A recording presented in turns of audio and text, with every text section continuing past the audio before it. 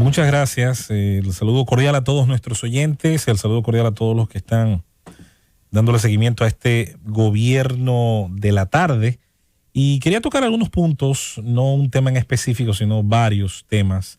Yo creo que los fines de semana casi siempre traen una andanada de situaciones y a veces es un poco difícil iniciando la semana concentrarse en uno solo. Pero hay uno que me llama la atención porque yo no sé si me pasa igual que a mis compañeros o ellos lo perciben de una manera distinta. Los temas que se reciclan, los temas que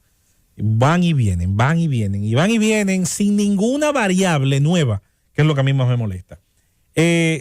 Nueva vez intentan prohibir por ley el uso de celulares en las cárceles dominicanas. Un país... Este es el único país donde se hacen leyes para que se cumplan leyes que ya existen. La técnica legislativa dominicana tiene graves problemas, gravísimos. Pero al final, la ley no importa lo bien formulada que esté, lo bien adaptada que esté a las circunstancias, lo bien, digamos, incluso desde el punto de vista lingüístico, la claridad de las ideas, de lo que prohíbe y de lo que permite, de lo que regula y de lo que anula, ¿no? A pesar de todo ello, una ley que no tenga las posibilidades de ser cumplida, de tener castigos, de que las instituciones que velan por su cumplimiento tengan un funcionamiento, es letra muerta. Entonces este es un país muy especial porque este es el mismo país, aunque usted no lo crea, donde esta información sale en la prensa y donde a veces escuchamos a personeros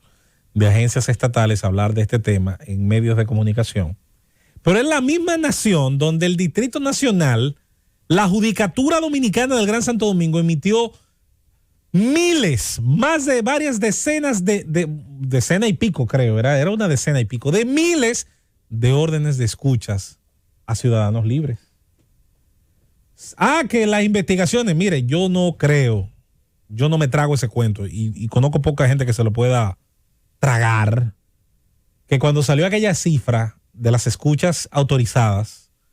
por una parte de la Judicatura Dominicana, que también hay que revisarla, porque a todo esto es malo el que la pide, pero peor el que la permite. Yo siempre he creído eso.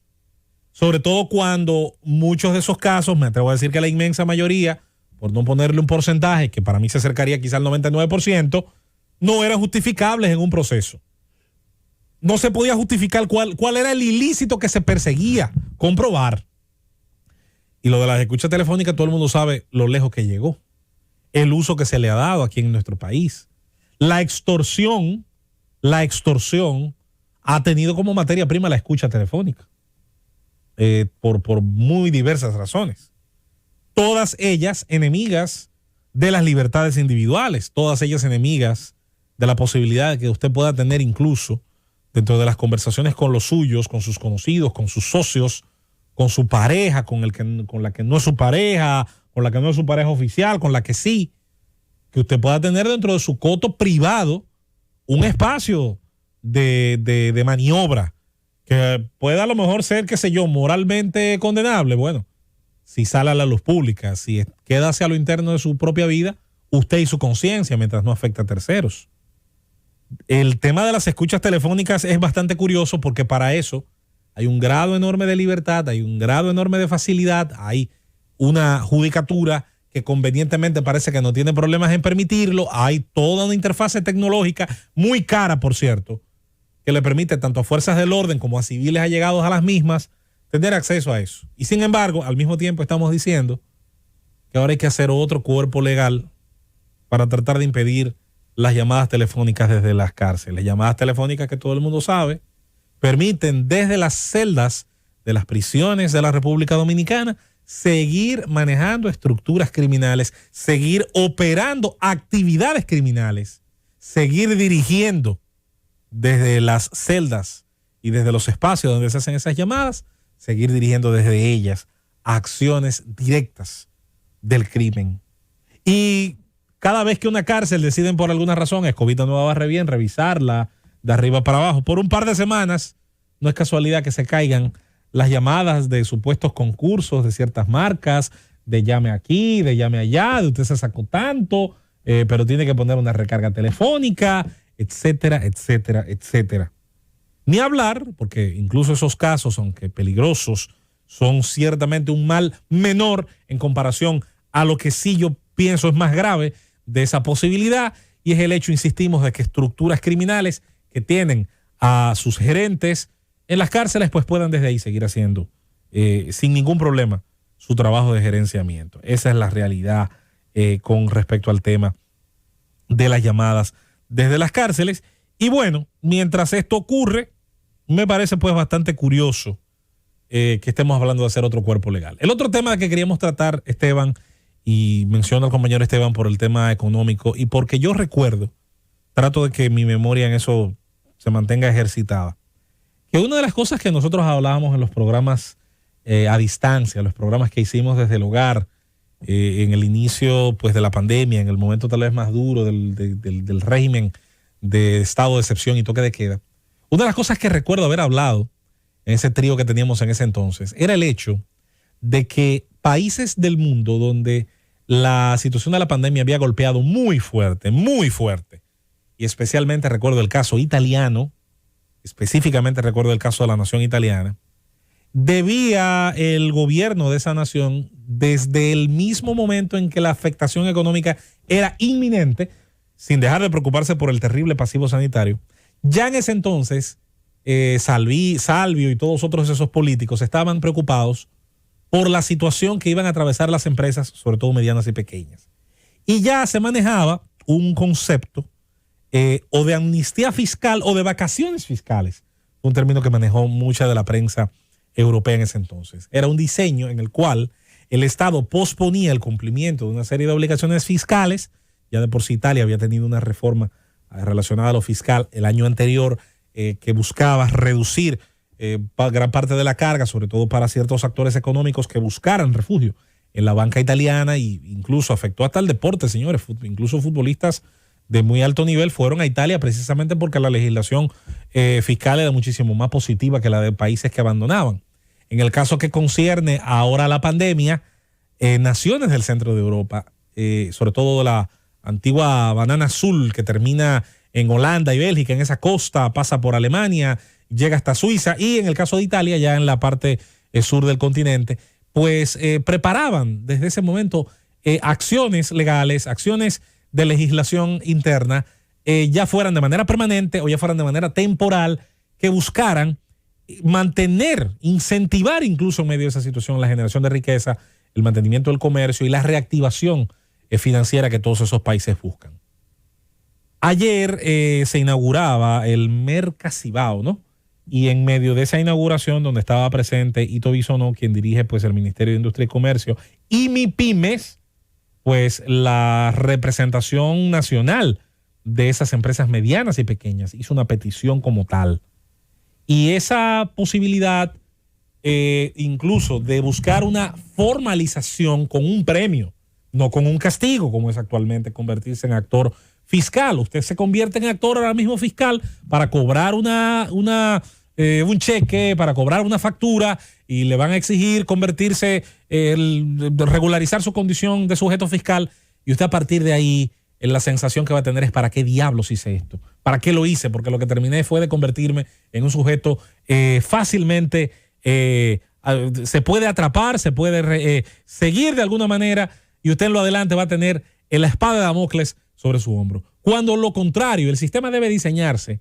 desde el punto de vista de una facilidad burocrática, reducir los tiempos y los recursos que tienen que invertirse para mantener la formalización, pero al mismo tiempo premiar con esa formalización a quienes producen. No podemos hacer de la sociedad, en la parte económica, un aula que funciona a la inversa, donde los mejores estudiantes son castigados por rendir bien. Si usted genera riqueza, genera empleo, genera inversión, puede multiplicar lo que ya tiene y el tejido productivo crecer a partir de esos modelos de inversión, entonces no puede ser que la sociedad de alguna manera termine castigándolo a usted, haciéndolo presa, haciéndolo sujeto de unas cargas que usted incluso considera son ahora más lesivas, más injustas y que no van a redundar en mayor beneficio.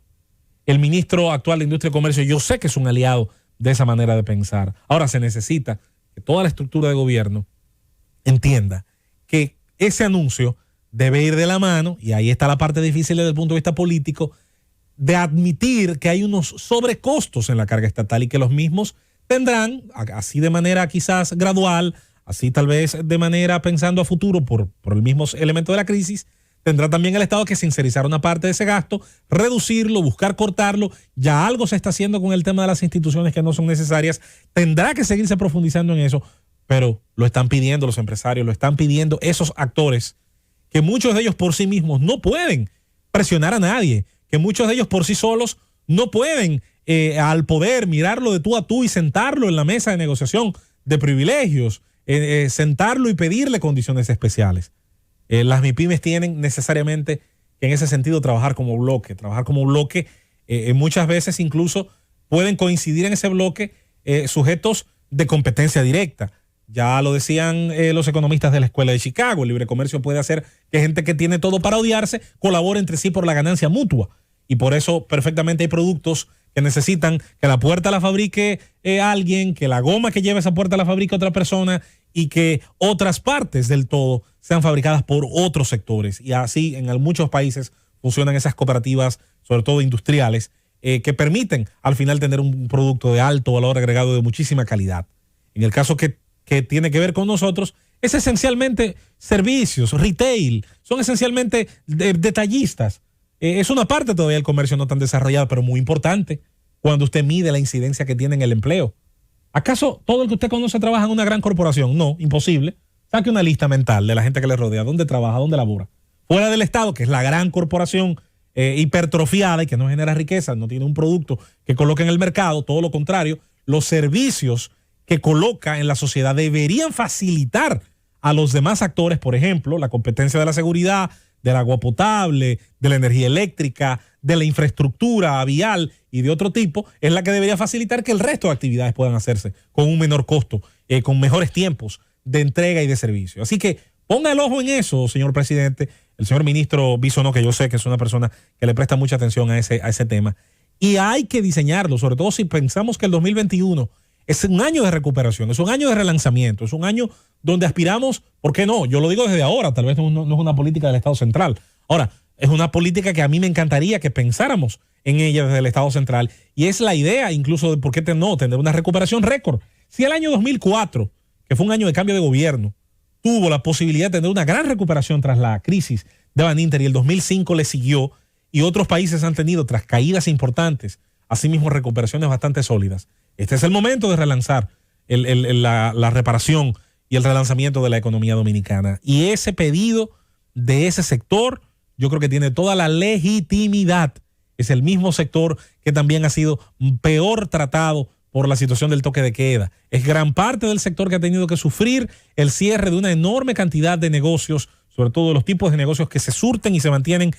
coexisten con empresas medianas. Donde se abre una empresa grande, alrededor siempre habrá una actividad económica que directa e indirectamente se va a beneficiar de esa gran empresa, así sea porque le venda el servicio de comida a quienes trabajan en esa empresa grande, así sea porque dé el servicio de taller y de reparación a los vehículos de la flotilla de esa empresa grande, así sea porque tiene una empresa de limpieza, la subcontratación del personal de esa nave industrial o de otro tipo de negocios. Recordemos que de eso se trata ciertamente, el intercambio económico y la forma en la que esos sectores terminan generando un tejido productivo.